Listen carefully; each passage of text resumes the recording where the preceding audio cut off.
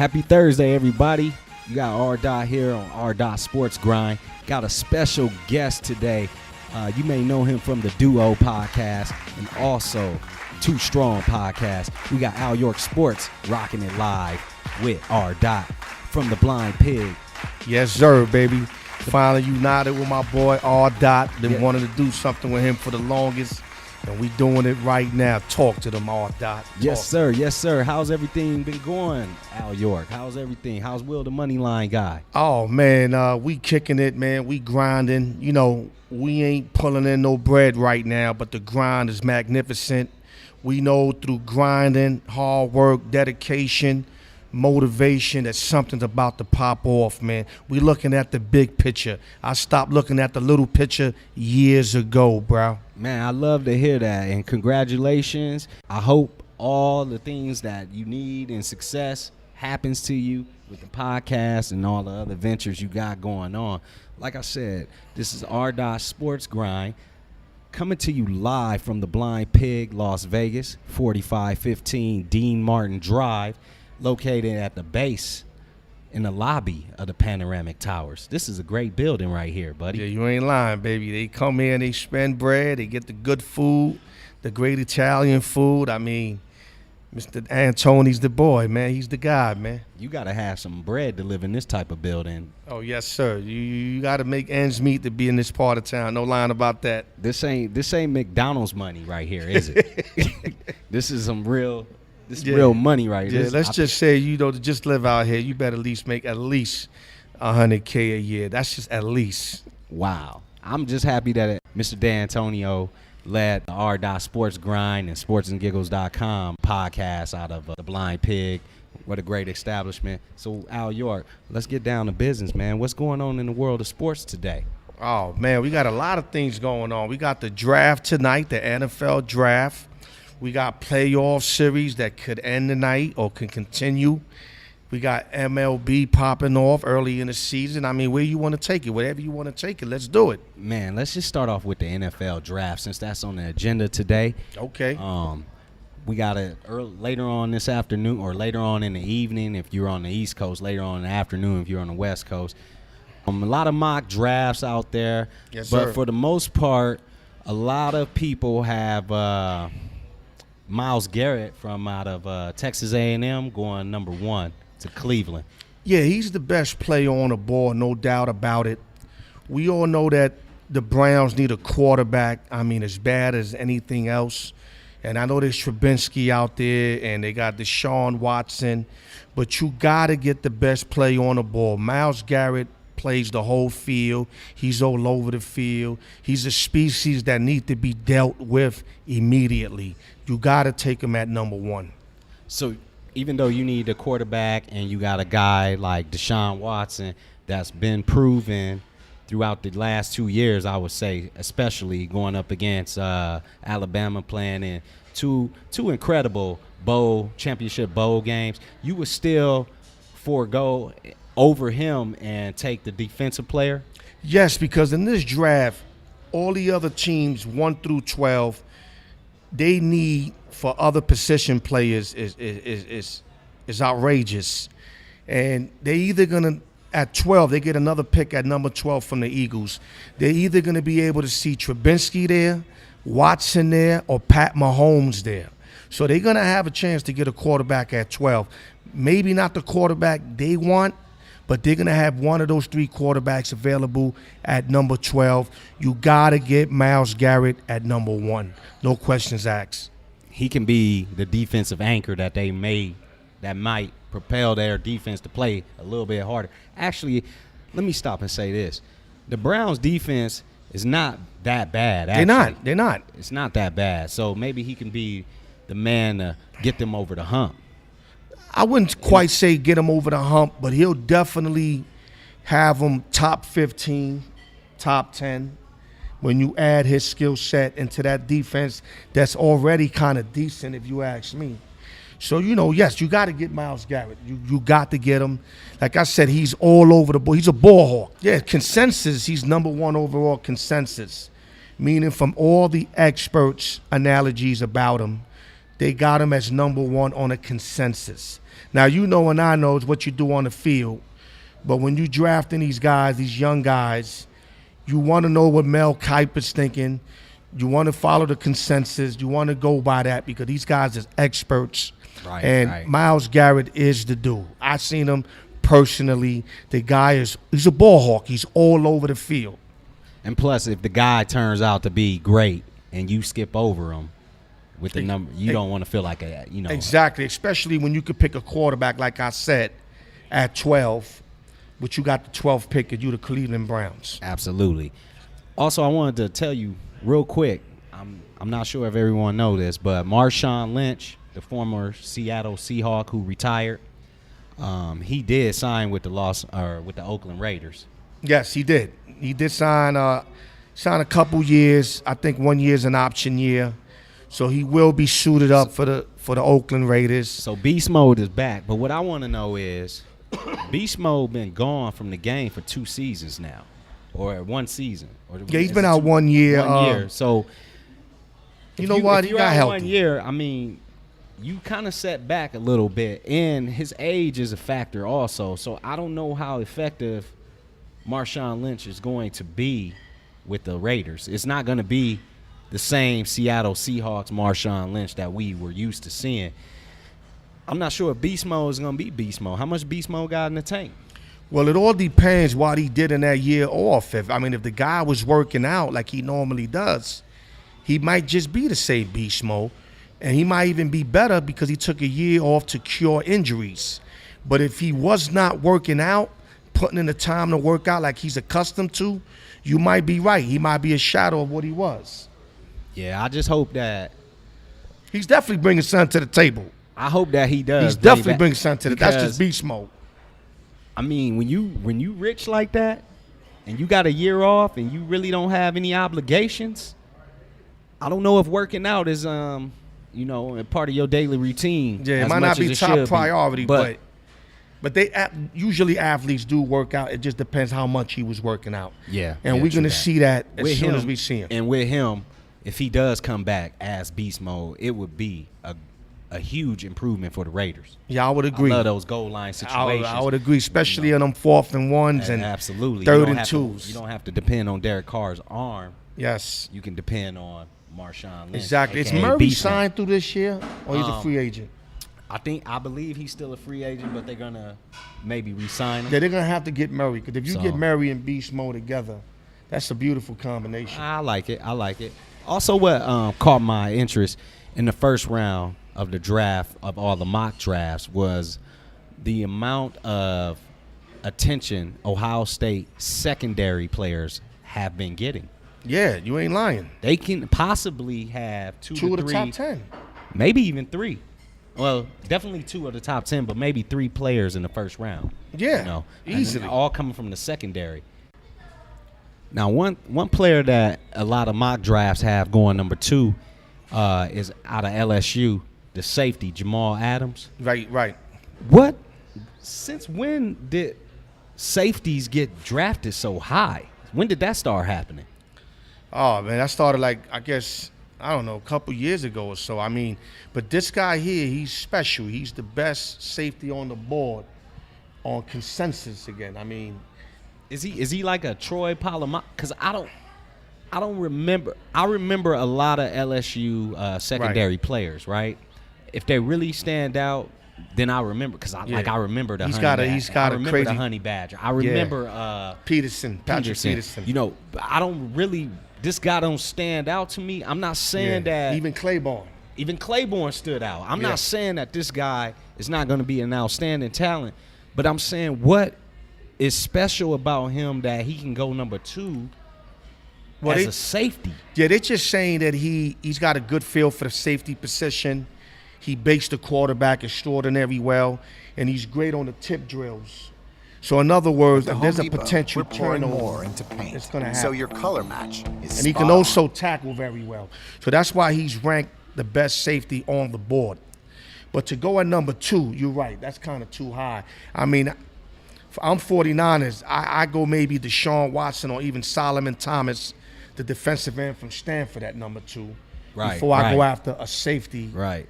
as an Adams. That's just my opinion, though. That's what I was thinking too. As a 49er fan, right. Maybe look elsewhere, but I don't know though. The NBA draft or the NFL draft is so up in the air this year to me. Yeah, unpredictable, very unpredictable. It's very unpredictable this year. I mean, you got all these mock drafts. You got Mel Kiper. You got the guy from down the street at the 7-Eleven with his mock draft. You know, it's just a lot of things going on, and you never know Tom where McShay. guys is gonna. Yeah, you never know where guys are gonna fall. Another thing that I noticed was that, you know, Deshaun Watson might not be the first quarterback drafted. What's that all about? Well, they loving the kid Trubinsky. They saying his window is the highest out of all quarterbacks. I disagree. The guy only played like 13 games. How do you 13 games, yeah, bro. How do you put him in front of Deshaun Watson when he faced Alabama 2 straight championship games and lit up the best defense in over 30 years in college football? I have no idea. And he held his own. Yes. It wasn't like he was dependent on his playmakers. He was actually making plays out there. I mean, what is it? I mean, is it because they, Dak Prescott elevated? I think personally Deshaun Watson has better skills than Dak.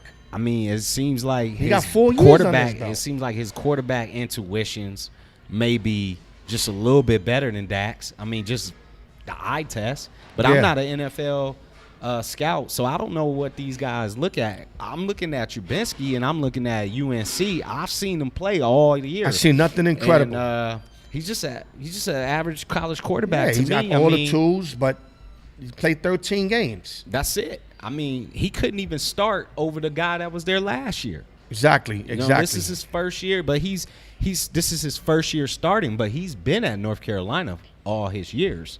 I mean, I could see if you pick up Trubinsky to sit out a year maybe, but just to throw him in the trenches, you got to pick up Watson. If you're going to throw anybody in the trenches, you put somebody that's been through the trenches. Hey, man, I agree 100%. You don't put Trubisky out there 13 games. A lot of stats show quarterbacks that stay 4 years and have a number of games underneath their belt. Yes, they do well in the NFL. Yes, experience, etc.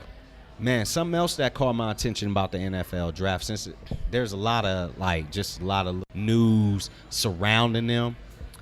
The guy Mixon, right? Right. He's catching a lot of flack for not playing in his bowl game. Right. Besides, the other things that he done with the woman. Right. Besides that, he's also catching a lot of flack for not playing in the bowl game, right? Right. My question to you is, why isn't Christian McCaffrey catching that same flack for not playing in his bowl game? His draft status hasn't changed. He's still a top 10 pick. And he's not getting criticized for not playing in his bowl game. But if you look on the other end, you got a guy like Mixon. He's getting drowned for it. Why? Yeah, I mean, it all goes down to that incident he had with that young girl. I don't care what nobody says. If one thing don't have to do with the other, to me it does. It's just like when you get hired for a job and you did something 20 years ago, they will not hire you because of that 20 years ago incident. NFL, I think, sees it the same way. Nixon literally knocked out a young woman on film. Yeah, it looked pretty bad. It looked horrible. If that was my sister, I probably would have tried to kill the guy. Yeah, we would have probably had some words. You understand what I'm saying? Definitely if it was my daughter, it'd be even more. Oh, yeah. Because that's my daughter. You understand what I'm saying? So that's why Nixon, he's going to be punished throughout his career because of that incident he did. Look at Ray Rice. Ray Rice can't even find work right now. And mind you, he's still with the young lady. Right. You can't. He's still with his wife. The bottom line is, even though the NFL is a violent sport, you can't be violent. Your image can't be violent off the field. You got to be violent in that circle. Yeah. If you can't get violent off the field, get out that circle. Boy, you don't get exiled. Especially getting violent with a young, beautiful woman. I mean, there's no excuses for that. You never lay your hands on a woman, period. Bottom line. I agree. You got R. Dot. You got Al York Sports. Oh, baby, let's keep bringing it. R. Dot Sports Grind Talk. Yes, sir. We posting live from the Blind Pig. Las Vegas, Nevada, located at the bottom of the Panoramic Towers, right behind the Aria Casino. Yes, sir. Lovely view. Man, let's get into some NBA playoffs, man. I know a lot of guys are a little confused about some things, especially one series in particular. Talk to me. The Clippers and the Utah Jazz series, you know. Right. Nothing really to get confused about. When you lose one of your key players, which is Blake Griffin in the Clippers situation, and Utah lost their key player, which is Gobert, the first couple of games, he left the first game immediately, and he comes back and Blake is out for the series, that automatically gives the series a twist. So me, for instance, me and the money line guy, we basically picked the Clippers to win in 6 with both teams healthy. But when you got Blake Griffin out for the series and Gobert comes back to the series, that to me makes Utah the favorite to win the series. And we set this when it was 2-2 and even 2-1 Clippers, that Utah would come back and win the series. And you even told me yourself on the phone, R-Dot, that you like Utah to win the series once Blake went down. I like Utah from the jump. I didn't think that the Clippers were complete this year. They had a lot of injuries. You know how a team, when they just go through a lot of stuff early on and late in the season, animosity, players not getting along in the locker room. I think a lot of jealousy runs within that team, too, amongst some of the players. I mean, this just on the outside looking in. I'm not real sure. But it just seems like certain players on the team want more of a role, maybe even an offensive role, and they're not getting it. I think one person in particular probably feels a certain kind of way about this whole season is DeAndre Jordan. Right. You have a guy, he passed over maybe being an all-star, superstar, I'm sorry, like a superstar on the team to become maybe like a 4th or 5th option. He's talking about the Dallas Mavericks, folks. Absolutely. Mark Cuban and the Dallas Mavericks. The way that Dallas recruited him, they recruited him as a superstar. Yeah, they was going to pay him, and he was going to be their center. But still got to perform, though. Remember that, all that. I think the guy has more offensive weapons than what he's shown. I mean, I know his offensive role isn't big, but right. That's just how Doc run the team. But the core of the group is Chris Paul, DeAndre Jordan, and Blake Griffin. That's the core. Right. Now, but for the past 4 or 5 seasons, the core hasn't been getting it done. You know what I mean? This run. Yeah, they've been diminishing, if you ask me. Man, out of their record this year was 51-31. They was the 4th seed, right? Since moving to LA in 1984, the Clippers only made the playoffs 10 times. Right. Since moving to LA, right? Let everybody know how many times they got out the first round. Man. They've only got, out of those 10 times, they've only got out of the first round twice. Out of those 10 times. I thought it was once, so, oh, wow. Out of those 10 times. And then people may not remember this, but this run started back in 2012. That's when Chris Paul came to the team. Right. At that time, Vinny Del Negro was the coach. Yeah. He made them relevant immediately. Absolutely. Chris Paul, one of the best top point guards, pure point guards in the game. Let me put that out there. Pure point guard. That first year in 2012, because this run, this is a 5-year run so far. Yes, sir. That run, that first team put together in 2012, they were 40-26 and they made the playoffs. Right. A lot of people don't remember, but that was a squad. They had Chauncey Billups. Big shot. That was the year they did well all the way until February. That's when Chauncey tore his Achilles. Wow. He went out. Yeah, you remember that? That was and horrible. That was it for Chauncey. He was already like 35 years old. Yeah, that was it. That was his career. But that team went 40-26. They were setting the groundwork or the platform for what we see today. Yeah, set a tone. They were setting a tone. That roster included players like Bledsoe, Caron Butler, Brian Cook, right, Randy Foye, Ryan Gomes. Remember, Blake Griffin was hurt that year. That was his rookie year. Yeah, let me ask you a question. When is he not hurt? Exactly. Not only that, they had Mo Williams, and they had Swaggy P, Nick Young. Right. But what happened that year? They get swept by the Spurs in the first round. Yeah. You know what I mean? And then they've been underachieving, man. The next year, right? They come back, same squad, pretty much same squad, but they add a few key parts. Right. They win 16 more games with a healthier Blake Griffin, though. Okay. They go 56-26. This is probably the best Clippers squad assembled during the run. Yeah, record-wise especially. Man, they added key players like Matt Barnes, Jamal Crawford. That was his first year. They had an older Grant Hill. Okay. And they had Lamar Odom. And remember Ronnie Turioff? Yeah, him who played a big. He got heart issues, but he's a great guy. Guess what happened? What happened? They lost in the first round to the Grizzlies. Yeah, they can't get themselves out the way. They barely made it to the second round. Like I said, I think once or twice. They cannot get further than the second round. How is that possible when you assemble a team as good as they did with a coach like Doc Rivers? It's because of the core. Because look, listen to this. You know the Grizzly team that they lost to in the first round, they got swept, right? Right.